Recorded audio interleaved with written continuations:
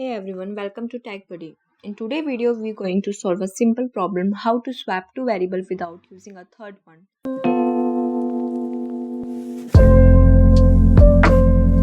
Normally, to swap two variables like a and B, you use a third variable. But what if we didn't need one in Python? We can swap values in a very clean way using tuple unpacking.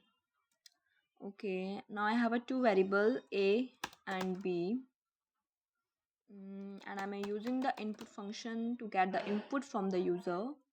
To proceed with the answer, I will write a comma b equals to b comma a, which will assign the value of a to b and vice versa. Now let's check the same with the print statement.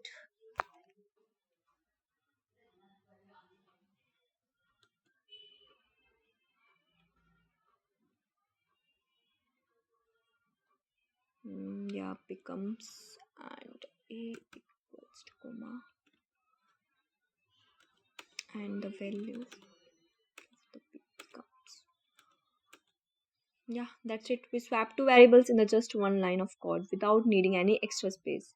If you found this helpful, don't forget to like, subscribe and comment with any questions. See you in the next video. Thanks again.